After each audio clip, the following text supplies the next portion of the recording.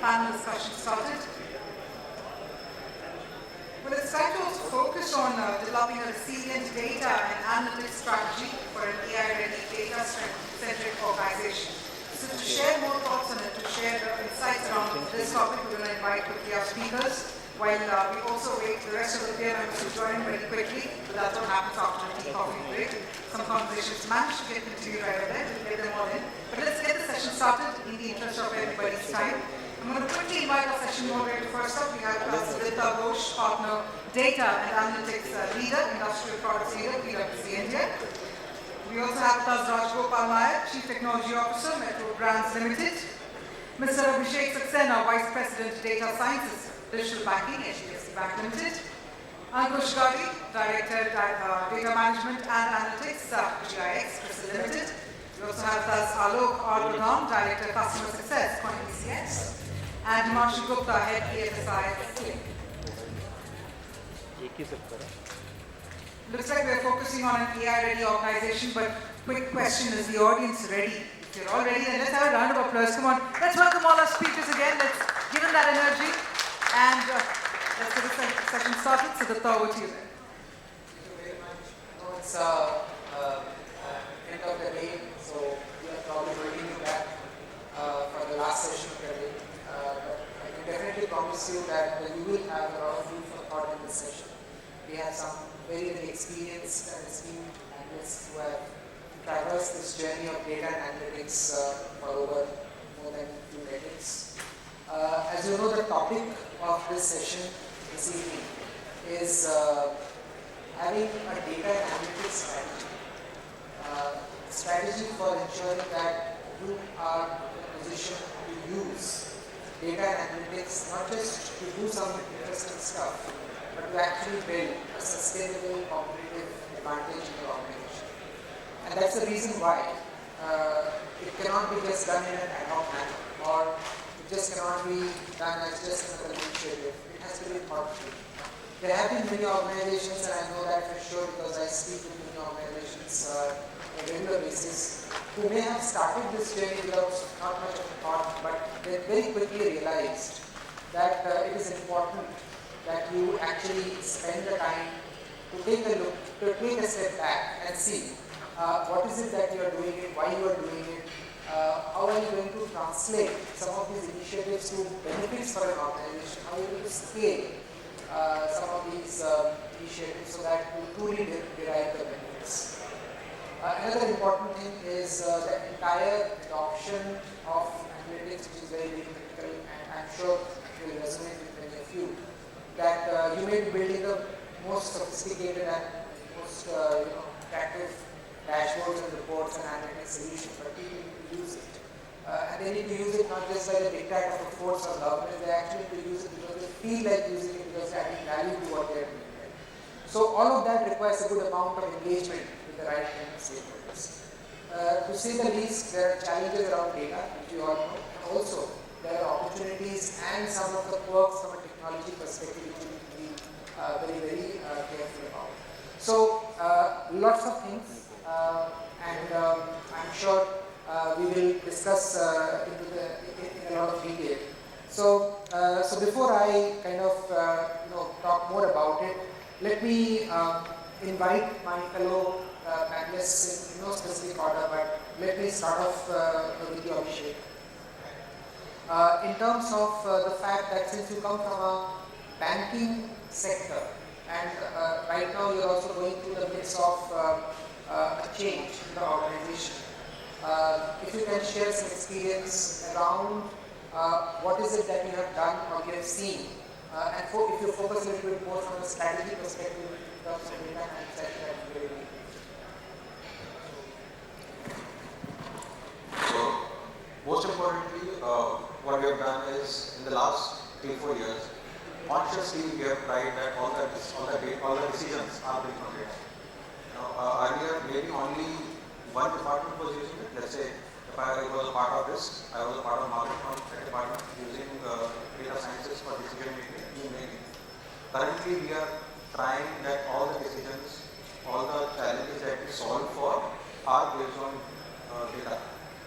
Now, that uses data science and analytics Data-Centric that uses comprehensive data engineering practices, but that's what we are trying to do. What we did is we identified that there was a certain problem statement, I think 2 years, maybe 3 years back. We started out with a small pilot where we involved all the business partners, right from brand making to product to IT, audit to a certain extent, and we created pods. We said that this is the objective that we want to solve for, and if this is successful, not only in terms of solutioning it in the office, but also in terms of implementation on the ground, then we scale it up. We ran with that pilot for 6 months, 8 months, 9 months. We clearly defined the ROI targets. We defined what is the success metric for each step that we want to take, for each geography, for each region. And once it was successful, then we scaled it up. And the success was resonated across the board, right from the CEO level to the CS level improvement. It was resonated across the board. It was presented to everybody. We showcased that if you make decisions based on data, this is the kind of benefits that can accrue to the bank. As a result, from senior management also, we started getting directions. We started asking questions.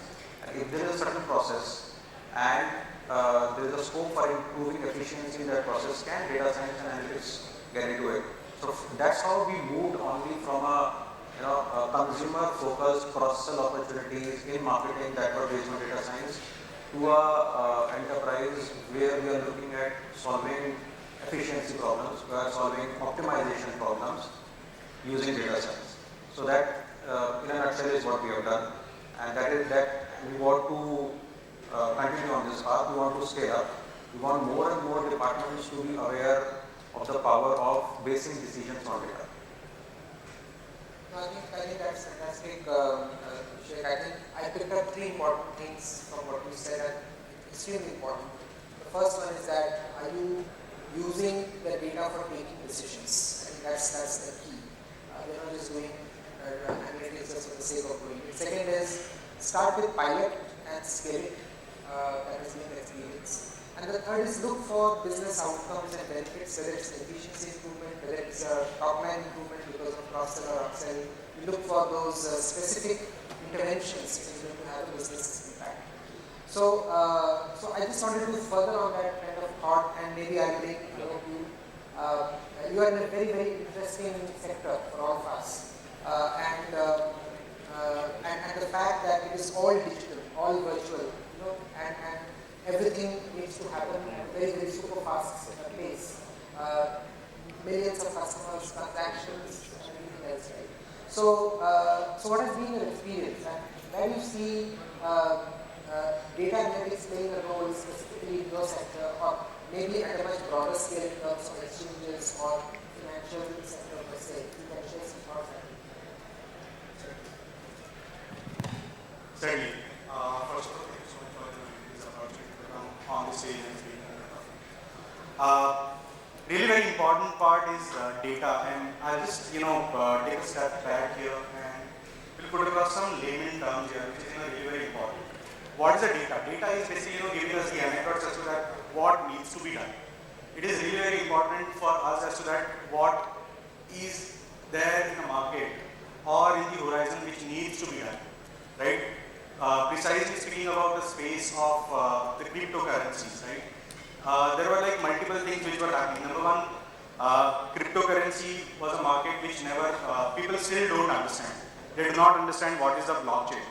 And at the same time, we also have the customer base who wants to, invest into these blockchains. And that's where, data plays a really very crucial role.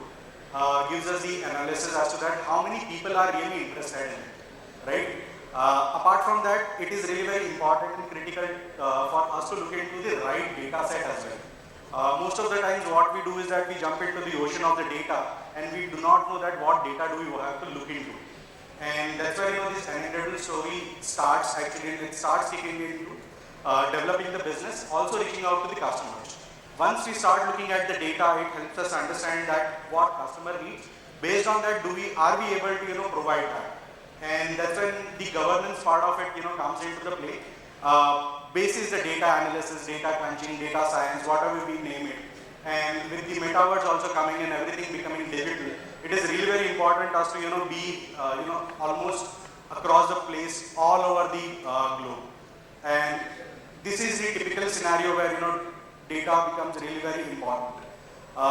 Typically speaking about the industry where we are, we have multiple data sets. Now merging this data set, putting it in a shape and form where which helps us take certain business decisions. Second part of it is that plan the strategy in a longer term, and on top of that also giving some story or some data points to the growth in the marketing team as well as to that what way they have to. Right now there are like a lot many restrictions, and against these restrictions also we are doing fairly well, and we certainly want to move onwards and upwards, and that is why data plays really very integral part of it. So I would say data is everything for this industry, and all the business decisions, and not only the business decisions, the longer term vision is something which is also based on the data. The most important part is that are we looking at a relevant data? Second thing is that data what we have looked into, for how long it is going to be relevant. So that is also really very important, because with the pace the industry is changing, what I'm looking right now as a data point may change.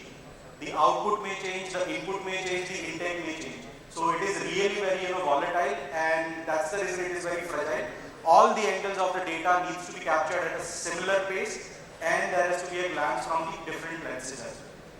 No, absolutely, very well put. I must say, Aalok, and the few things I really picked up was that data is the foundation, the building block on top of which we start finding out the insights or the analytics and everything else. And until and unless we understand the data, and there's a strategy around how do we understand it, because the data will keep changing, the quality of the data will keep changing, it might deteriorate in the future, the changes in the external environment can force data to be captured in a different manner.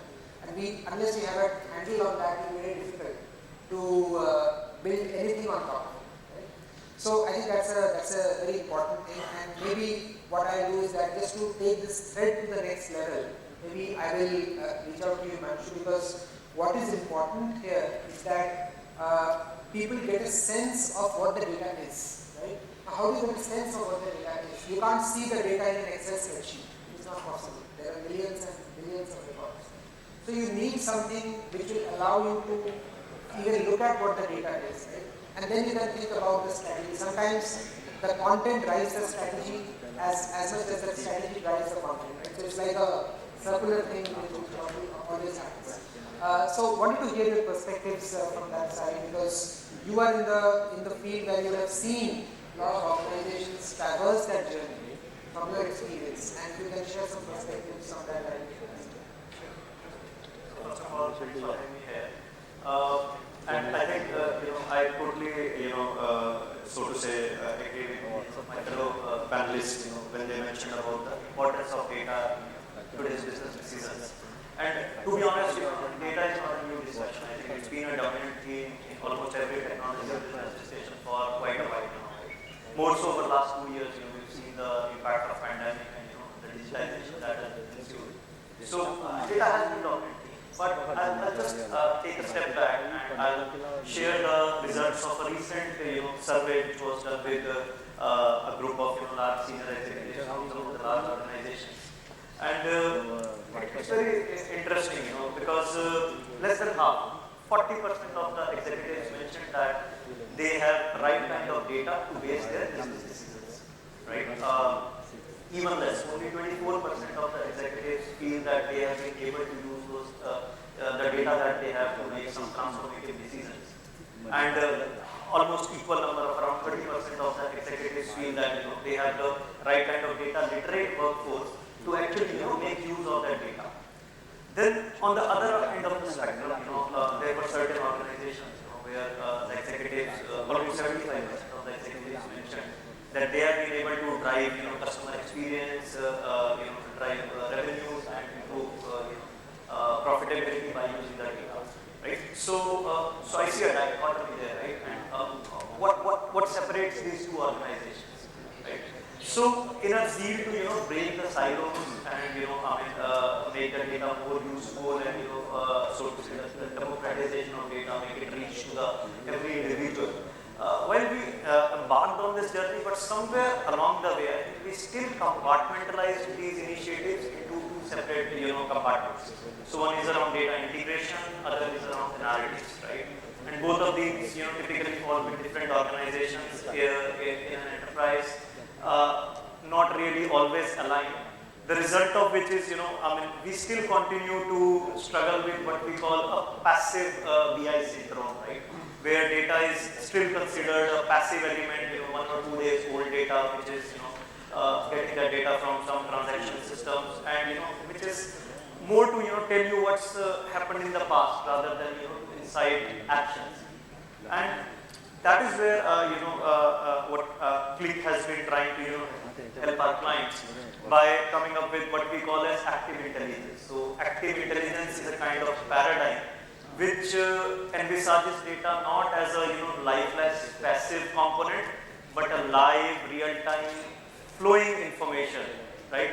So data coming from various transaction systems in your organization through automated real-time data pipelines, making it easy for the users to be able to extract that data from various silos, making it easy for users to understand that data, to enrich in the form of various enriched data, be able to make analytics or insights on it, and then it is weaved into your business processes through which you can take some automated decisions or trigger some automated actions.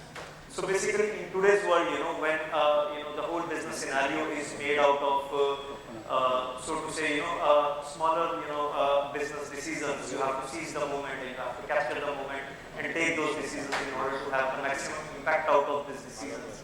It's this real-time data pipeline which is really critical for the organization to make maximum use out of that data and put all that analytics estate that they are deploying, get maximum ROI out of it. Sure. So I think few things which I would just like to reinforce what Himanshu said is that how do you bridge the gap between people who understand data and people who understand business? Can that gap be bridged using some easy to use tools which is spoke about?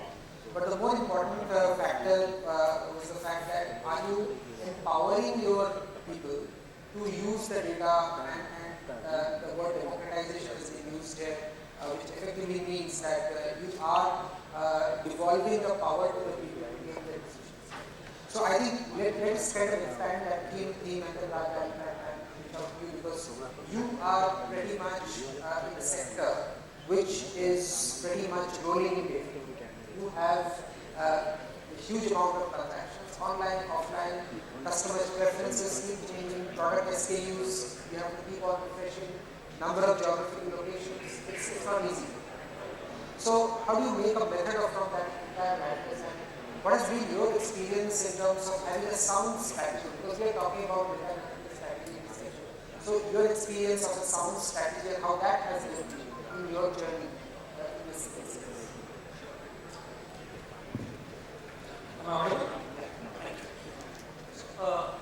In retail, the customer is spoiled for choice. Let's take footwear for example. It comes in various sizes, it comes in various colors, right? For a single design. So when you look at the permutation and combination, okay, that is huge. Now, it's not possible in the retail industry to have all your SKUs everywhere. So intelligent selection basis various regional nuances becomes very important. And it's not that this data is not available, but what is important, how you mine it and build a process around it to be able to ensure that your overall working capital comes down. This is an example of how we leverage data. Now the same thing applies both from what you sell to what you stock to what you procure. So for us, our journey has been quite interesting and accelerated in the last 2 years, wherein hitherto we used to just operate on normal reports being generated, and the insights part was left to the business user to build their next layer of, if I may say so, ETL and analysis. So over the past 2 years, what we have done is that we have consolidated all our data into a single data warehouse that is constantly expanding, both in terms of data sources. For example, e-commerce as a channel over the last 2 years for all retailers has really taken off, right? So that becomes a new line of data that comes in. What is important over here is that your daily reporting versus your insights ideally should run from the same data source. It helps in a multiple fashion. For example, this strategy helps you ensure automatic data cleansing. Because if someone is checking or doing the daily reporting out of the same data set, automatically you ensure that the data is cleansed and validated on a daily basis. So by corollary, the monthly aggregates, the yearly aggregates all form in line. Second advantage of having a common data warehouse is, please realize we are spoiled for choice as far as data. We are spoiled for choice as far as leveraging AI ML through our partners. There is a huge partner ecosystem that is there that can churn data for you, on a software as a service and nowadays even results as a service. Right? So my recommendation for all retailers is to go by a strategy where you own and control the ETL layer, the data warehouse and the data lake underneath that, in case you have that. But work with an external partner ecosystem to leverage and build insights on top of that data. Now, there are nuances that are there in every industry, right? Retail apparel might be different, footwear might be different, bags, accessories might be different. You can't just depend on the partner to give you insights. It's important that there is a hybrid team in place, wherein you identify super users from each of the departments, right? And build a cogent team across the partner and your own team to ensure that relevant insights come out of this system. All of us also, from a strategy point of view, it's an open secret that attrition is the norm. I won't see an industry, at least within analytics, nobody will be less than 20% attrition. So the question is, how do you ensure talent retention? One of the ways is to leverage the green balls and the bright young minds who are there in your team. Train them on the various tools that are there, but provide them an ecosystem partner to leverage, because they already have the insights with respect to your data, your processes, and what is it that you would like to achieve. Right? The partner will bring in the technology and know how we can achieve it. This keeps the team engaged also and reduces attrition to an extent. Thank you. No, great. I think a few important aspects here that we can call out. The first one, of course, is around what to look out for from a risk perspective. You mentioned one of the risks, which is effectively whether you have the right team, whether that team is going to be sustained over a period of time, and whether you need to dip into the ecosystem around you to ensure that you have something which you can fall back on and use that ecosystem to your advantage. So that's one critical aspect, and this needs to go as part of the strategy, by the way, because without this, we may have fantastic ideas, we may have fantastic algorithms and data, but unless we have people who are actually going to build it, own it, use it, we're not going to have a very sustainable program going forward. You may have built a lot of hype, but if that hype is not going to be met, then that hype will actually going to completely add people are not going to use it properly. So, extending on this theme, maybe I'll come back to you, Ankush, that you are in a sector which kind of uses a lot of data. Pretty much you need to use a lot of data, external data, structured, unstructured, lots of other, we haven't spoken about the different types of data so far. Right? But I would want if you can kind of touch upon that aspect, because that's something which we are using day in and day out. And how do you actually manage that volume of data, that variety of data, and also take care of some of the risks, which Raj mentioned and some of the speakers mentioned, and weave that into some kind of a holistic strategy for your power. Thank you. Thank you, Sudipta, for this question, and good evening, everyone. Before I come to exactly the different types of data, I think what I'll start with is, if we take this last 2 years aside, I think what we have seen is data and analytics have seen a very steady growth in the last 5-7 years. What this last 2 years has done is actually, it's been very unprecedented obviously for all of us, but it has just accelerated the entire data and analytics strategy for us. I think, and it's true for all of us sitting here. What we have seen as part of our strategy is, we answer 3-4 questions for anything that we do in strategy. Is what will it bring in? Will it bring in speed? Will it bring in scale? Or will it bring in convenience? I think if we can answer any of these for anything that we do around data and analytics, and we try and quantify all of that, I think only then we put that in as part of our strategy. I think that's very, very clear for us. And what it has done also is, CRISIL has been in the Indian market for more than 30 years, and rightly said, we have lots and lots of data sitting, and a lot of it is also unstructured. I think the problem mainly comes is sourcing the data, which is more structured, and putting it in a warehouse kind of a thing. And that's where the whole data democratization kind of helps, where we give a free play to our data science guys and say, okay, this is the data, use it and give us the outcome. But it's also important is to align the top management in terms of what will it do. I think that is also very, very good. The problem comes in the unstructured data, which is essentially use of news or social media and making sense out of that. What is the kind of risk that you can identify using all of that? I think that's the more critical element that we are working on, using a lot of new technology like NLP, MLP and all those aspects. I think these are some of the things that we continuously use and evolve as part of our roadmap or strategy. I think the other key component is to embed the technology into all of these components. I think SaaS is one term which my fellow panelists use. I think what the new term that we are coming across, so we are putting is SaaS, is XaaS. It is, everything is as a service. I think I love using some of these terms, you will see some of these in the discussion, but this is something which is very, very new, and we're trying to see how data can become everything in the organization. I think that's what is generally. The second key component in this is the customer experience part. I think that's where we try and see how data can be used very, very effectively. And the third component is how do we make sure that data privacy, data governance, and all those aspects are taken care as part of our strategy. I think that is also very, very critical, and I think a lot of this gets involved to don't use some of these aspects as part of our strategy. So I think these are the three broad components that are bringing in addition to speed, scale, and convenience that has to.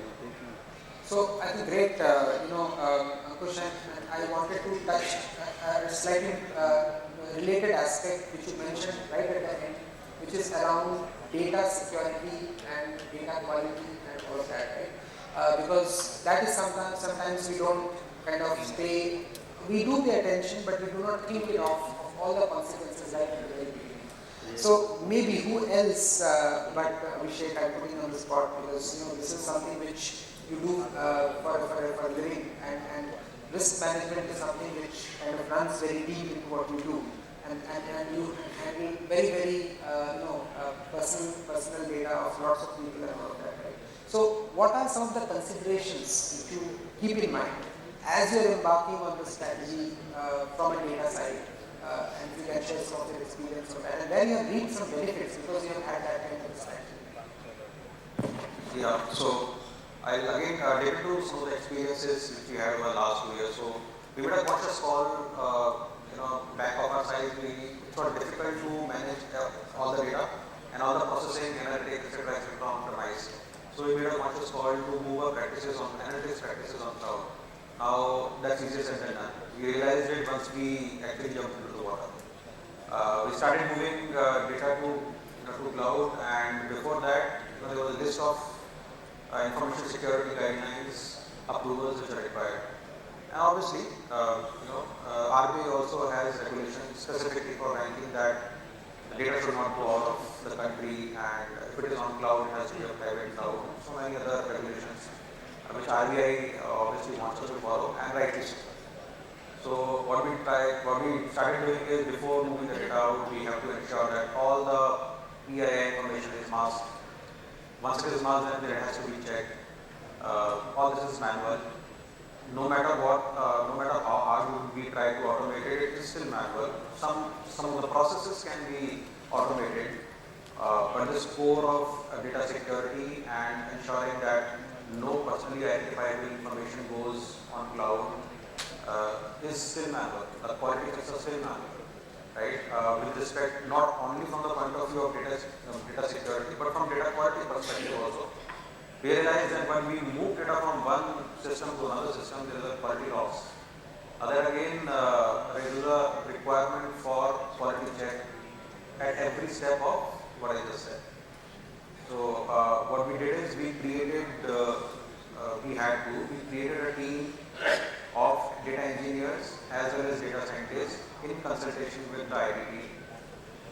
On one hand, the IT team was championing this complete process of migration. The data scientists were checking the quality. They were checking, is the output same on-premise as what we are getting on cloud. The data engineering team was doing the plumbing, and all of them were working in cohesion to do this migration. And this is just data science practices. Now, if you extrapolate it multiple times over for the enterprise itself has to move on cloud for the purpose of scale, then imagine the level of difficulty that you will have to sift through. But the experiences is something which will help us. And since what you asked about what are the learnings that we have to, in all these processes, we have to have a short-term and long-term strategy. Short-term, we have to build in some low-hanging fruits, some things which we can demonstrate to the management immediately. Some processes or some reports that can be easily automated and can be shown to the management, where efficiency buildup can be easily documented, easily demonstrated. On the other hand, there will be some processes which would be more complex and would take time. There could be phase 2, phase 3. So phase-wise division of the objective, linking it to the ROI not only in terms of top line, but also in terms of efficiency, man-hour save. Those kind of matrices have to be built into these sprints, as we would call it. And last but not the least, from a customer privacy point of view also, we have to ensure that while GDPR is not in India right now, but we have to ensure that we are getting ready for it. Customer consent is very, very important. Everything that the customer is doing today, most of the things are being done on mobile. Similarly, in terms of consumption, our staff on the branches is our internal customer. So earlier they used to consume data on desktops. Now they are consuming data on their mobile. Right. So the strategy also has to be very, very coherent in terms of how are we supplying that data to the internal customer also on mobile. So all these are components which we have to keep in mind when we are creating any data strategy, creating any strategy with respect to data security, data quality, customer data privacy. Perfect. And I think one important aspect, if I can just add to what Abhishek said, is that these early wins are very, very important, so that you can create that groundswell of support for an organization to embark on that journey. So would like, Raj, from your perspective, we can touch upon this point. How critical is adoption? And we build a lot of reports, and those reports have been built for historical reasons. Many reports get used, many do not get used. Right? But yet the organization continuously looks for creating more and more reports. Right? And I can see the smile on your face, and that's a very familiar thing. Most of the organizations, even some of the audience are also smiling. So wanted to understand, firsthand, how do you deal with that dichotomy where there is a risk of building a lot which cannot be used, and yet there is a lot of demand which still needs to be quenched, otherwise people are not going to be attracted towards that initiative. So if you can just share a little bit about the dilemma, so to say. Sure. So it's not really a dilemma. One has to be clear on what approach one wants to take. Typically when you open the floodgates and say, tell me your dreams, what you get asked for is nothing short of data dumps. I want these columns, and you give that to me. Right? It is important that you have a conversation with the business team on how that data is going to get used. What massaging that they are going to do it. What is the end state, or what is it that they track? Once you get to that conversation is when you should only then start building the report. The second thing is with respect to the business team. By default, okay, your report is guilty until proven innocent. Okay, you call it report, dashboard, KPI. So whenever you build a KPI dashboard or an insights dashboard, provision for the underlying data that got you that particular value to be available to the business user. The day you do that, rest be assured they will never check that data more than once, right? That is the second part. The third part, and that is what we actively practice, is most of the BI tools also give you insights. Okay, we have a BI dashboard which shows what is the kind of usage that is happening for a report, who's using it, how many times. So once you release that report, wait for 3 months and then put a mirror in front of the business user, right? As to what is the usage that is there. Typically 2 things come out over there. One is that the user checked it, had doubts on the data or has doubts on the data, didn't bother to communicate it or communicated and somewhere it got lost in the noise. You get an opportunity to fix that. Second thing that we actively do is that when we are releasing a report, we also ask them which of the existing data sources that you have provided to you can be switched off. Right? Typically, again, you give them a period of time after which you switch that alternate option off. Otherwise, what happens is that you have same report from 2 sources, same KPIs, one manually computed and one automatically provided, right? From 2 different sources, and there will always be a war as to which data source is right. Right? It will be an accusation that the business user makes, and it's always the tech team that has to go in and figure out what is wrong. So it's always cogent to have a single data source. Right or wrong, you can fix it, but you have to only fix it at one place. Right? So that's what it is. No, absolutely. I think you have articulated it in absolutely brilliantly, because I think this is one of the perennial challenges in most organizations, and hence the communication, the intent, the processes become so very important in addition to whatever we are doing from the technology or from the data. So that holistic approach is very good. So one more point over there. Whenever you release a new dashboard, a new insight page, whatever you call it, Murphy's law will kick in.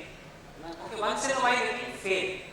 What is important as the stakeholder of analytics within the organization is that you are backed with enough data to counter any statement that is made. A business user has the luxury of just making a statement, but it is the analytics team that has to come up with data to prove certain norms.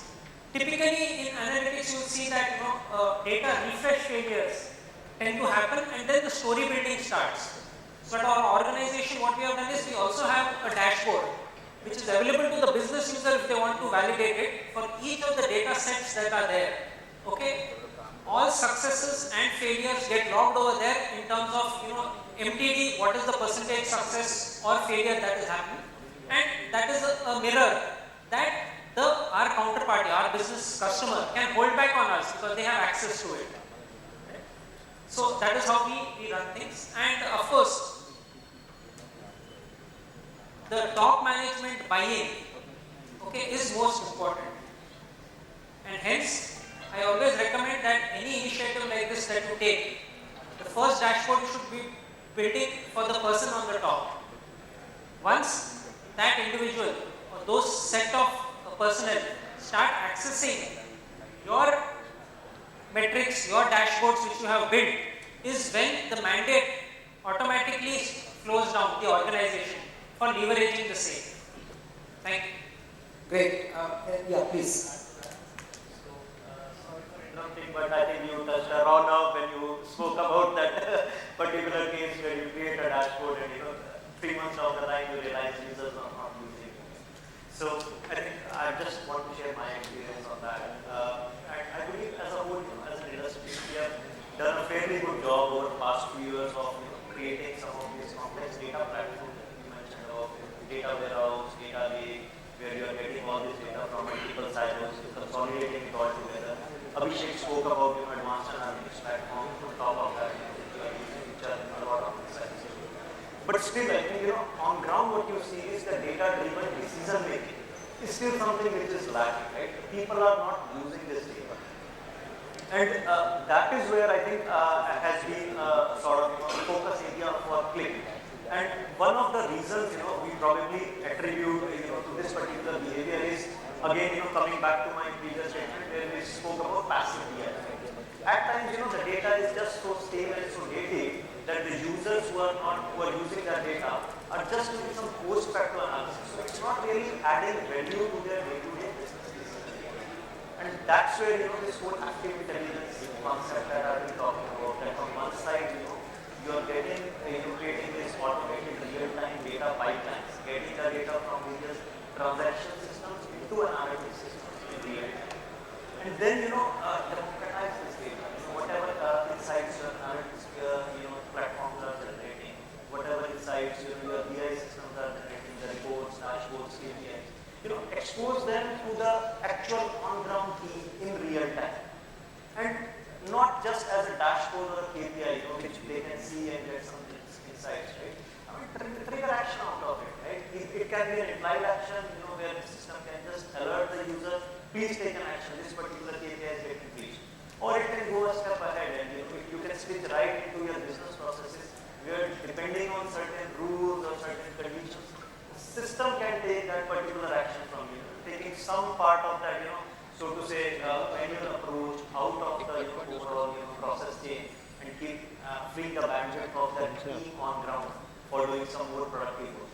And this is something, we've witnessed at one of the customers, and I would really want to take that example here. One of the large life insurance companies who went ahead and, provided this, they call it sales advisor app, right? Which is nothing but all this information we've been speaking about, but right in the hands of the sales force who is on ground, and selling it to the actual users, right? So 20,000 odd people. And the difference that they have seen, the typical application processing time, which used to be 4 to 5 days, they were able to shrink it to a couple of hours. The reason is, that sales guy is able to track the entire application process in real time. So, earlier what used to happen was they would take an application form, they would submit it to the backend processing team, they would, process they would find some missing information, they would flag it, but that missing information would reach the sales guy only next day when that batch was created and, the batch was updated and finally, the reports were generated, right? Then he would again go back to the customer and it was a to and fro process which would go on for a couple of days. But by removing that, batch process to making it real time and providing a real time feedback to that seller, hey, this is where the application is stuck, and this is what you can do to actually expedite that application. They were really able to, squeeze that KPI, which was something they saw really generous, improvement in their overall business. Wonderful. I think thanks for that invitation. But yes, please go ahead. Yes. Hello. Yeah. So I think the point that we spoke about in terms of having a process, I think I don't think anybody will debate that there is a need for a process, there is no doubt. I think what, on my mind, one single point which is very critical in this aspect is how do we have a governance framework around it? It is, when you're talking about building a BI tool or any other tool that we are building, I think it's important that during the development phase and also post facto in terms of how that is getting used. I think we should have a daily, weekly or a fortnightly governance in place. I think that's where I believe that success can be measured or the effort can be measured in terms of what it is going in to make it and how it is effectively being used. I think that's the important point. Absolutely. Yes, sir. Please go. Yeah, just adding a few more questions from my side on the data governance part. Data governance, certainly, it's a great term which is daily used. What exactly data governance is that? Number one, how accurate my data is. Second thing is that is it reaching to the right set of people where it is supposed to be reached. And number three is that the frequency when it is supposed to be reached. So, combination of all these three things, putting together becomes the data governance. And there has to be someone who has a keen eye, or rather I would say an aerial view to it, who, looks at each and every minute detail of it. So basically it is like a peeling an onion, and you get to the root of it and figuring out, like, number one, what is the problem statement? Second thing is that alongside the problem statement, how are you going to solve for it? And how important it will become for, in order to take the business risk. So yeah, these were just two sets of mind which I have. Perfect. I think you could have seen that the spontaneity of the conversation is absolutely fabulous. I think we can spend one more hour on this and none of us will be tired, but we have a limitation of the time, and we have got about 7 minutes left. But it will be very unfair on me if we do not give you an opportunity to ask questions. So I think with the permission of the panel, maybe we'll hand over the mics to you to ask us any question. You would have heard a lot of stuff in the last 15 minutes or so. I'm sure there will be some questions that you will in the back of your mind. Any question or two from the audience?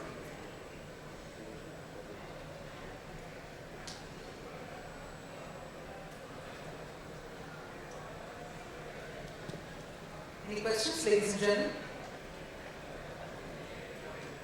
The first question is always a difficult one, I understand. So that's absolutely fine. I think there was one thing which was lurking in the back of my mind on the risks. We talked about a few risks. One risk is usually that how do you meet the expectation? So any fellow panelists want to talk about if you face that challenge, that you are able to meet the expectation.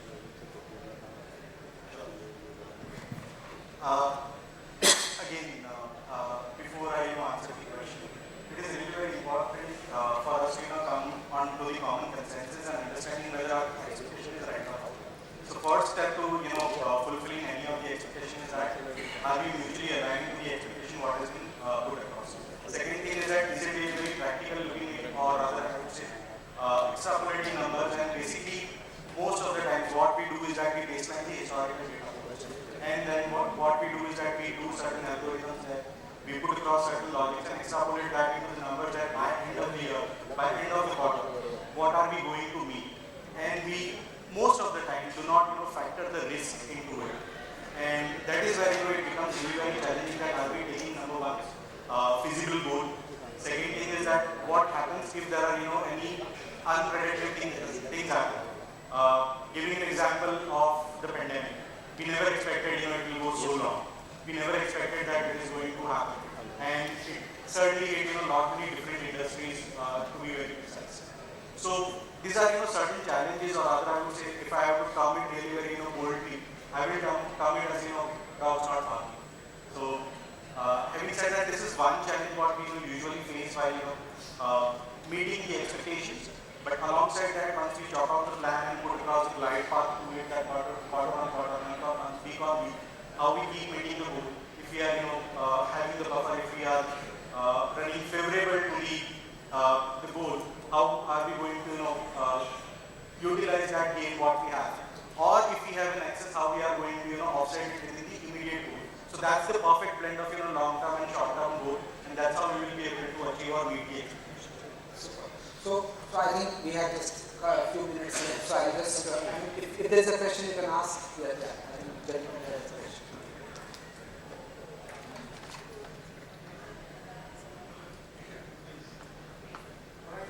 This is pertaining to, you talked about the reports, right? So my experience, which I believe is that data science as a business user, they have different languages, the definitions and parameters which is used by the business guy is not actually translated, and that's why lesser usage of the plethora of reports which are being created. So how do you actually sync them up? Is there an opportunity to sync them up? Because see, data science is like, I know, all these statistical tools and blah, blah, blah. And the business guy says that, hey, I am doing the business, okay? I know what is required, and I know what my customer needs. Now you're doing something, I'm doing something. How do you bring that synergy together? So anything you can let me know about that. What we have done is we have created what we do. In fact, this is one of our practices, and we do it regularly across the board. Is what we create agile pods, and one member from each department who is involved in that who is affected would be involved in the pod. So there would be an analytics guy, there would be a product guy, there would be a business guy, there would be an IT guy because he has to make the data availability, etc., etc. There would be a data engineer if required. There would be a person who from the BI team if there is a separate guy who from the BI team, and maybe 2 people from business, not one. And what we do is, our objective is given to that pod, and that pod works towards solving that objective. And in the process, the analytics guy learns the business language, and in the process, the business guy learns the analytics language. So the translation becomes that much more easy. And when you do it at scale, when you do it for most of the problems, that's how we start disseminating it. Now this guy, business guy, who has understood some bit of analytics lingo and what we are trying to do, kind of becomes a trainer.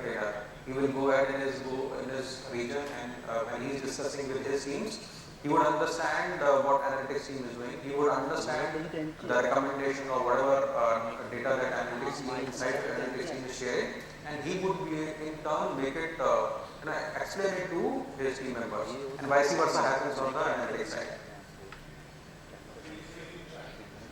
Absolutely. To add to that, I think very apt strategy, but how we've probably gone ahead and made it further simplified for some of the business users to actually use the power of those advanced analytics platforms. Business users, as you rightly said, don't want to be bothered with all those models and those black and white screens and all this stuff.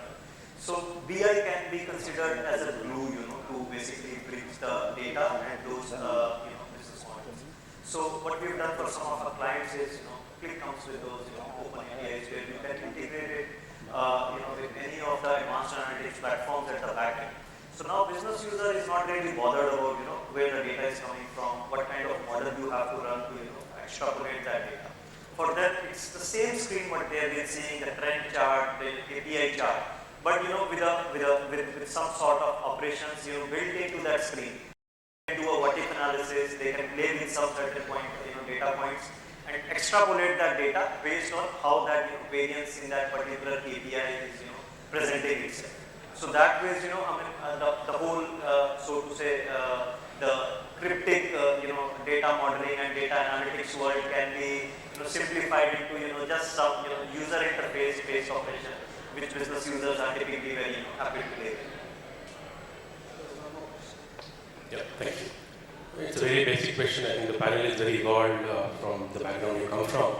But for any organization which is starting or is in the middle somewhere or evolved, is there a way to determine the amount you need to budget for data and data analytics? Is there a formula? Say someone who is starting, someone who is in the middle, just to ensure that they have enough budgeted to cater to different systems that we're talking about?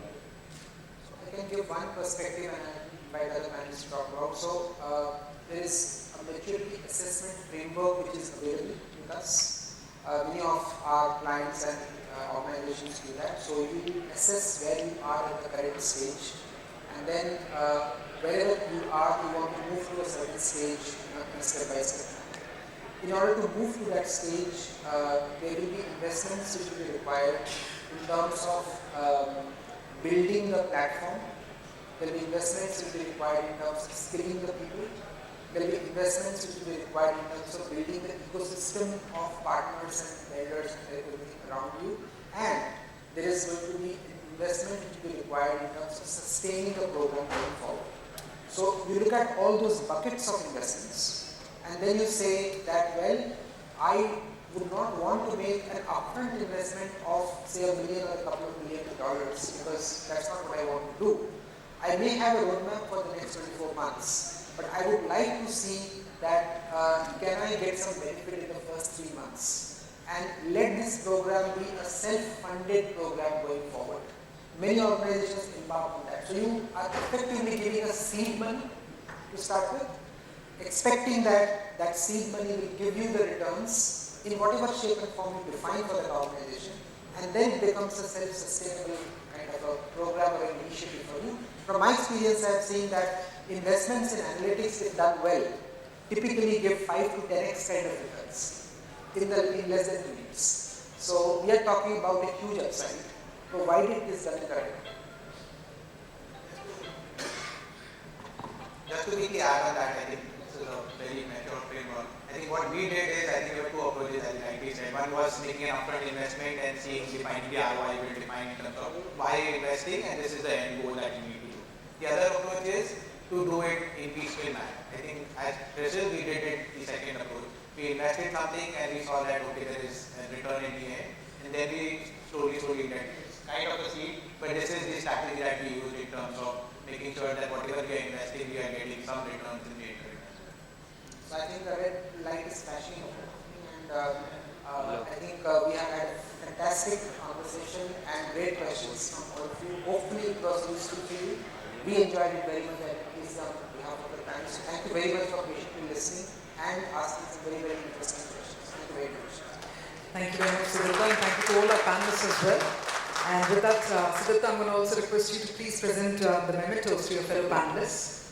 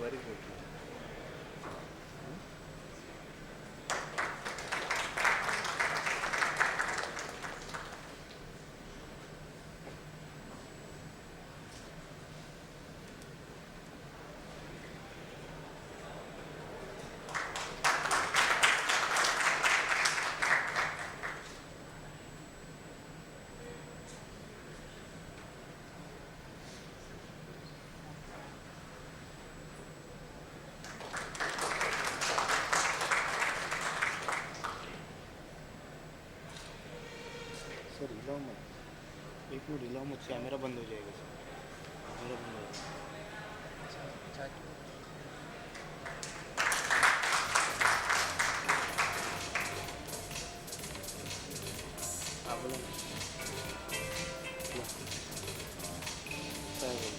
जानवर है क्या?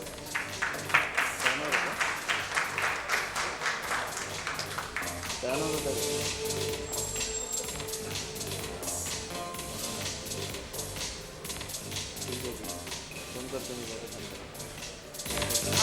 Session, ladies and gentlemen, and I'd like to thank all our panelists. Well, I do see that it's also time together for a final panel discussion, so stay tuned, please be seated and we'll get started. I'm going to request our next set of panelists to please come towards the stage area in order to get you all mic'd up as well. So thank you very much, Sudipta, and thank you to all of our wonderful panelists. Thank you so much for joining us this evening.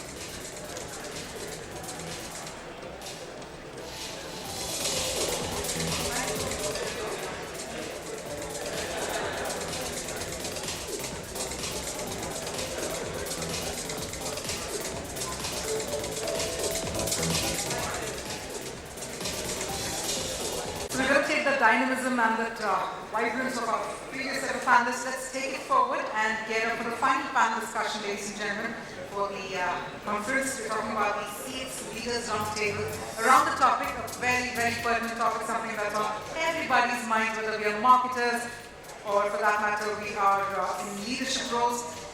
The big question being to do with post-COVID-19 customer experience. The big question, what changes and what doesn't? It's time to bring on board our set of speakers. Let's get them mic'd up and get the session started in just a minute.